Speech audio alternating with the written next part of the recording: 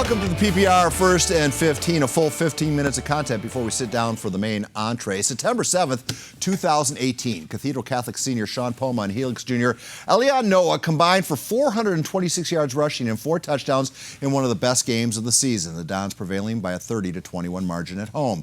Poma has since moved on. Noah is still on the scene, and the showdown this year has taken place in Highlander country. It's still, most pundits don't expect it to be nearly as close as last year. It's, after all, the 9th-ranked team in the nation going on against the 4th-ranked team in the county. It's also your State Farm game of the week. What do you say we get to a full moon rising as we pick this up? The Dons had given up like -7 yards rushing all season.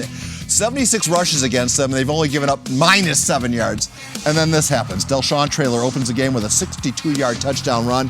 So much for that runs per yard average for the Dons. Scotty's on the board first.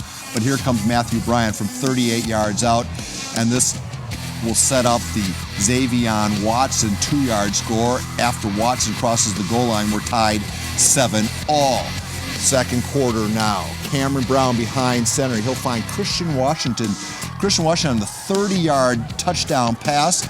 The lefty who swings it out to his back, who makes one man miss, sprints into the end zone, makes a second man miss. It's 14-7 Scotties. Later on in the quarter, Keontae Scott with the 34-yard touchdown run, faking out our cameras, but it doesn't matter. At the break, Helix is up 24-7. Coach Robbie Owens speaking with Bert Grossman. Coach, a little surprising at half, probably not to anybody in your building. How do you keep up this domination of both sides of the ball in the second half? Well, we've been talking all week. Cathedral is probably the most disciplined team we're going to face, and we have to match their discipline. And there's still elements out there that we weren't as disciplined as we need to be. But I think if we, again, just do your job, be disciplined, no penalties, no turnovers, I think we can, still maintain some of the things we did in the first half. Good luck in the second half, Coach. Scintillating interview. Second half now. Well done, Bert. Christian Hall with the 41-yard scamper. And the Dons now within 10, trailing 24-14. Then it's Hall again, this time from 62 yards out. And Cathedral, well, of course, they're nationally ranked. They're going to get back into this game. It's 24-21. Now, we'll show you the ensuing kickoff in a moment because we've considered it the play of the game. But this is Elion Noah for the 4-yard score, puts Helix back up by 10. Then Cameron Brown will find Elion Noah again. Folks, this is a major upset. Helix beats Cathedral, handing them their first loss of the season, 45-27. The Scotties with almost 400 yards in total offense. Let me introduce our leading pundit, Mr. Bert Grossman. Bert, I'm just going to play it. This is 4:25, about 4:45 this afternoon. Roll the tape, please. You know what I did, and then Robbie didn't come out here, so I'm thinking of changing it. And if you guys have to go through a walkthrough 2 hours before this game against this team, I'm not sure I want to take the upset. But it's Friday the 13th, full moon, and I'm going with the Helix upset. Bert, you called this upset. You're the only person that I know of that did. Congratulations. Why did you have us? Were you just trying to be? I'm 4-0 this year. You're Grossadamus. No, you know what? Elion Noah is so special. We talked to the coaches on both sides, Sean Doyle, and it was stop Elion Noah. You say that, but it's easier said than done. I mean, this is a nationally ranked team, a great defense that let up -7 yards rushing all year, and he still had 175, 180 yards being keyed on. He's just an amazing player. And yet, when it came time to pick the play of the game, we thought it was this. Because the Dons had closed it within 3, they're kicking off now. The momentum was with them, and a young man by the name of Christian Washington gathers in on his own goal line and takes it 90-some-odd yards the other way, which allowed Noah to score the touchdown, which we'll show. This play we deemed the play of the game. Why? At this point, Cathedral had come back out and looked like Cathedral and reestablished himself physically and scored twice to none to them. Came within 3 points.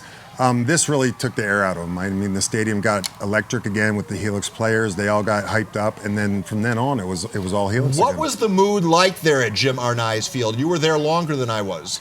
It was quiet for a short amount of time when Cathedral came back within 3, but that was probably a 7-minute span of the entire game. The rest of the time, after this kickoff especially, it went crazy again.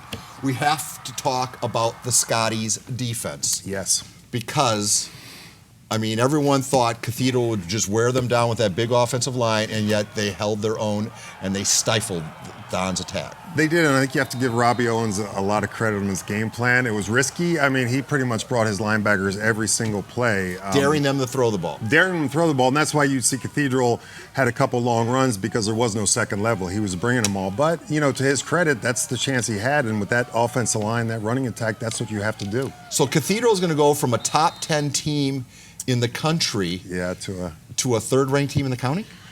I mean, St. Augustine has to move up, right? And then Helix, too? Helix has to be above Cathedral. Right. Yes, they just beat him by 20. Holy moly. All right, we're going to try to get to an interview with our player of the game. Do we have that by chance yet?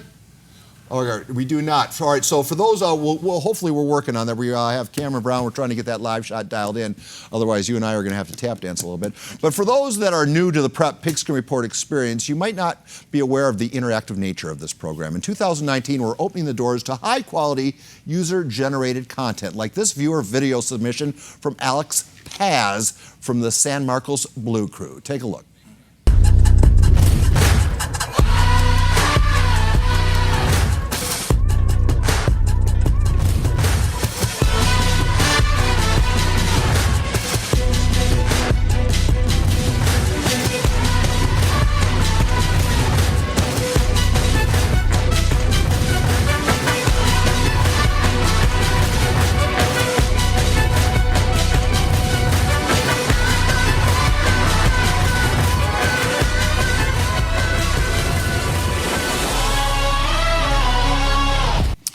All right, so we want your submissions.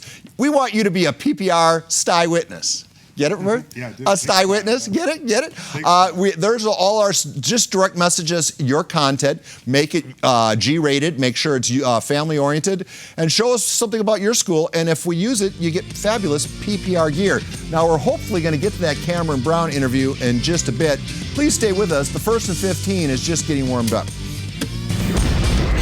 The PPR will be right back. That's all I can say, and that's Shaq's Wrap.